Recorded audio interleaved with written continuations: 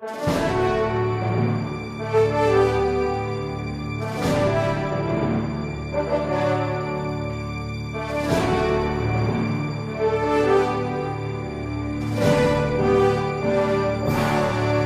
Resposta Católica de hoje, nós gostaríamos de responder à pergunta de um sacerdote, o padre Isaías, que gostaria de entender intelectualmente como é que acontece a ação de Deus quando nós fazemos uma oração de intercessão, já que a outra pessoa pela qual nós intercedemos também é livre. Ele diz assim: do que adianta? Qual é o valor da oração de uma mãe para afastar o filho das drogas, do alcoolismo, da prostituição, ou que quer afastar o marido da sua infidelidade conjugal? Como se dá a ação de Deus na vida da pessoa, em consequência da oração de um outro? A pergunta ela é interessante, mas para bem responder, nós precisamos, em primeiro lugar, recordar qual é o método teológico para responder a esse tipo de dúvida. Vejam, nós poderíamos seguir um método filosófico e assim fazer perguntas e através de raciocínios ir chegando a algumas respostas até que finalmente encontrássemos a verdade sobre a oração de intercessão. Mas não é esse o método teológico adequado. O método teológico adequado é nós partirmos da revelação. E o que nos foi revelado é que nós precisamos interceder. Então, esse é o ponto de partida, esta é a pedra fundamental. O que nós vemos na atitude dos apóstolos e na atitude da igreja que nosso Senhor deixou aqui neste mundo. Nós vemos que os apóstolos rezam pelos seus inimigos, mesmo aqueles que os apedrejam, os perseguem, caluniam.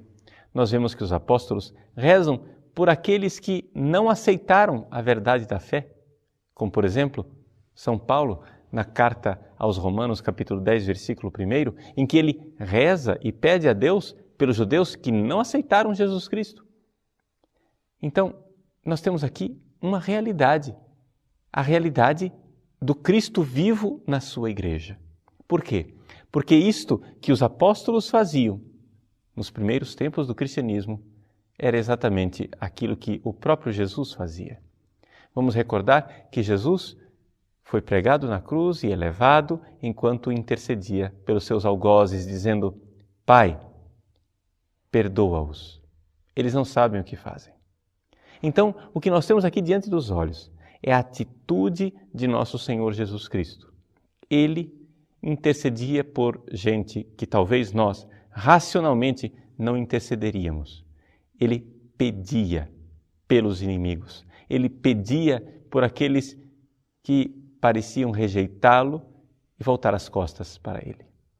Portanto, nós temos aqui um fato. E este fato sólido, esta rocha firme, é a atitude de nosso Senhor Jesus Cristo. Ele fazia, façamos também nós. Então, a teologia, ela parte de uma verdade de fé. Depois a gente procura a explicação racional. Mas é importante a gente assumir essa atitude sempre quando nós queremos responder a uma dificuldade teológica. Ou seja, o primeiro passo é crer. O primeiro passo não é arranjar argumentos para crer. O primeiro passo é aceitar este grande mistério que Jesus pede. E aqui, onde é que está a dificuldade teológica desta verdade de fé? Uma vez que eu creio, então eu tenho aqui duas dificuldades. A primeira, o meu relacionamento com Deus quando eu oro. Por quê? Porque se Deus já é amor infinito, por que eu preciso pedir? Deus não vai mudar a vontade dele, afinal, ele já é uma vontade perfeita e amorosa. Deus não pode aperfeiçoar a sua vontade amorosa. Então, para que pedir a ele? Segunda dificuldade teológica. Se eu peço para que haja uma ação de Deus eficaz na vida de um indivíduo que, no fundo, é livre. E eu sei que as pessoas livres podem rejeitar ou não uma oferta de salvação. Então, não é inútil querer agora tirar a liberdade das pessoas através da intercessão? Bom, a resposta que nós temos que a razão pode nos apresentar é a seguinte. Em primeiro lugar, a oração cristã, ela nos insere num mundo em que Deus e o homem estão unidos. Veja, Jesus. Jesus é esta união entre o céu e a terra. É esta união entre Deus e o homem, onde a vontade divina e a vontade humana precisam se harmonizar. A grande agonia de Jesus no Horto das Oliveiras nos mostra e abre o véu do grande mistério da oração cristã. Jesus chega a soar como que gotas de sangue. Um anjo é enviado por Deus para consolá-lo nesse momento de angústia, de pedido, de súplica. Ali, no Horto das Oliveiras, nós vemos o grande mistério daquilo que é a verdade da vida de oração. É a vontade humana que precisa de alguma forma se conformar com a verdade divina e adequar-se a ela, numa luta. Nós vemos a luta de Jesus. Jesus pede, Jesus cede. Jesus diz, afasta de mim este cálice. Depois Jesus diz, não seja feita a minha, mas a tua vontade. A carta aos Hebreus, então, explica esse mistério dizendo o seguinte: nos seus dias aqui na terra, o Filho de Deus dirigiu preces e súplicas com grande clamor e lágrimas àquele que poderia ouvir e foi atendido por causa da sua piedade. A carta aos Hebreus nos diz então que aquela súplica de Jesus no Horto das Oliveiras foi atendida. Mas como foi atendida se Jesus morreu crucificado? Sim, foi atendida no terceiro dia, na ressurreição. Aqui o grande mistério de amor. Deus queria as duas coisas. Deus queria a salvação do seu Filho, mas queria a salvação do seu Filho todo, incluindo também os pecadores que fazem parte do corpo do seu Filho através do seu sangue derramado, através da redenção. Vejam então aqui o grande mistério. O mistério que nós estamos diante dos olhos é o fato de que Cristo é a união entre o homem e Deus.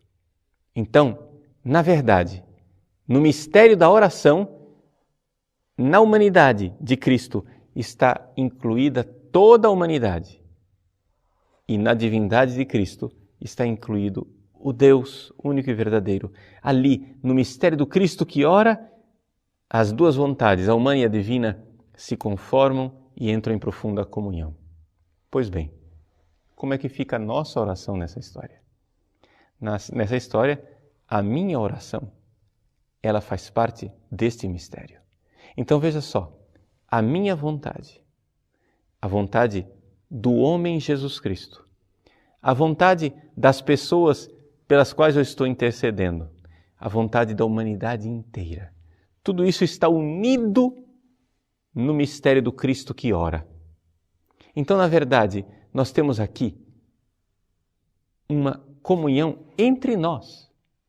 Veja, não é que você aqui é livre e quer a salvação do seu filho, e o seu filho é livre e não quer a salvação e vocês estão separados. Nós cristãos cremos na comunhão dos santos, que é aquilo que permite crer no mistério da oração. Ou seja, a mãe que intercede pelo seu filho drogado, na realidade, faz parte do mesmo corpo do qual faz parte o seu filho drogado. Faz parte do Cristo. Faz parte do Cristo total. Então, como é que Deus age? Nós não sabemos exatamente, mas nós sabemos que Ele age através desta realidade, em que nós não somos muito alheios uns aos outros. Eu devo rezar pelo outro como um que faz parte de mim. Essa expressão é do Papa João Paulo II. Os outros fazem parte de mim. Os outros fazem parte deste Christus totus, deste Cristo total, deste Cristo que, como diz o filósofo Blaise Pascal, está em agonia até o fim dos tempos. Até o fim dos tempos, a humanidade inteira em Cristo e Cristo na humanidade inteira, reza, ora, geme, sua sangue e se conforma à vontade do Pai, dirigindo a Ele preces e súplicas em grande clamor e lágrimas. E então o Pai, bondoso, misericordioso, que já está unido ao seu Filho encarnado, Ele atende a sua súplica. Como? De uma forma misteriosa, através do mistério da paixão, morte e ressurreição. Vejam que a história da humanidade inteira se resume na história de Cristo. Nós podemos dizer que toda a história, milhões e milhões de anos, toda a história da humanidade está resumida, recapitulada em Cristo e na sua vida. Ali acontece o mistério da oração. Então veja, eu estou tentando jogar luz teológica no mistério da oração cristã. Como é que Deus age? Eu só sei de uma coisa. Eu sei que a minha vontade está de alguma forma unida à vontade de Cristo, que está de alguma forma unida à vontade dessa pessoa que é livre. E nós somos não tanto pessoas completamente diferentes e distintas, mas nós somos parte deste mistério, que é o mistério da Igreja, o mistério do corpo de Cristo, o mistério desta união. Como se dá esse grande mistério, nós não podemos nem sequer imaginar, mas podemos intuir que aí haja algo de sentido, alguma racionalidade. Por isso, na oração de intercessão, não vamos nos colocar aqui como se nós fôssemos uma humanidade bondosa que está tentando convencer o Deus mau a fazer as nossas vontades para que Ele seja bonzinho. Ou que nós estamos fazendo alguma espécie de mágica para mudar magicamente, num feitiço, a vontade dos outros. Não. Eu sei, pela fé, que quando eu oro e a minha vontade se torna mais próxima da vontade de Deus, eu sei pela fé que isto afeta o meu irmão, cuja vontade está distante. Isso chama-se comunhão dos santos. Eu sei pela fé que esta grande batalha que é a oração, esta conformação, esta agonia, esta comunhão que custa um alto preço com a vontade de Deus, ela não acontece somente para mim, mas eu posso fazer o que Nossa Senhora pediu aos pastorinhos que fizessem em Fátima, que orassem por quem não ora, que crescem por quem não tinha fé, que esperassem por quem não tinha esperança, que adorassem por aqueles que não adoram. Isto, em Deus, tem algum valor. As pessoas continuam livres, é verdade, mas as pessoas não estão independentes e desunidas de nós. Nós somos um só corpo. E a minha conversão diária, os calos nos meus joelhos farão frutificar conversão no coração destes irmãos e irmãs que fazem parte de mim.